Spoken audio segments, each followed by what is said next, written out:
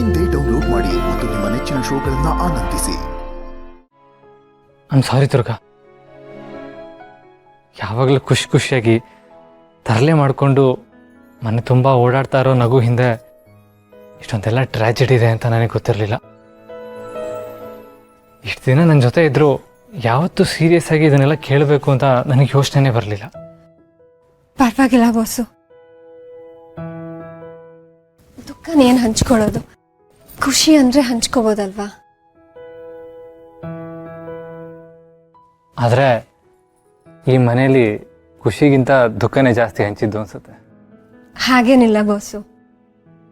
ಹೋಗ್ಲಿ ಬಿಡು ದುರ್ಗಾ, ನಿನ್ನ ಹತ್ರ ನಾನು ಏನೋ ಕೇಳಬೇಕು, ಆದರೆ ನಾನು ಹೇಗೆ ಕೇಳೋದು ಅಂತ ಗೊತ್ತಾಗ್ತಾ ಇಲ್ಲ.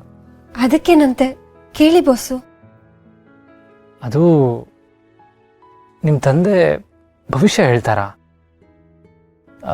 ಮುಂದೆ ಏನಾಗುತ್ತೆ ಏನಾಗಲ್ಲ ಅನ್ನೋದು ಅವ್ರಿಗೆ ಮೊದಲೇ ಗೊತ್ತಿರುತ್ತಂತೆ, ನಿಜನಾ?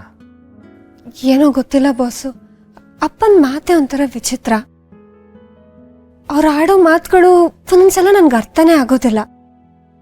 ಆದ್ರೆ ಅದಾದ್ಮೇಲೆ ಅವ್ರು ಆಡಿದ ಮಾತುಗಳು ಅಸಂಬದ್ಧ ಅಲ್ಲ ಅಂತ ಮಾತ್ರ ಅನ್ಸುತ್ತೆ. ಅಪ್ಪನ ಮಾತುಗಳನ್ನ ನಾನು ತುಂಬ ತಲೆಗೆ ಹಚ್ಕೊಳಕ್ ಹೋಗೋದಿಲ್ಲ ಬಾಸು. ಆ ಥರ ಎಲ್ಲ ತುಂಬ ಯೋಚನೆ ಮಾಡಿದ್ರೆ ಅದು ನನಗೆ ಸಮಸ್ಯೆನೆ.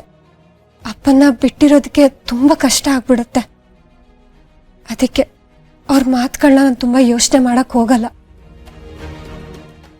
ಆದರೆ ಅವ್ರು ಆಡಿದ ಮಾತುಗಳು ಸತ್ಯ ಅಂತ ತುಂಬ ಜನ ಹೇಳಿದ್ದಾರೆ.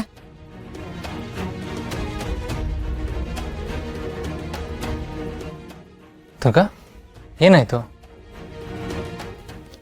ಏನಿಲ್ಲ ಬಾಸು. I fine. ಹಾ,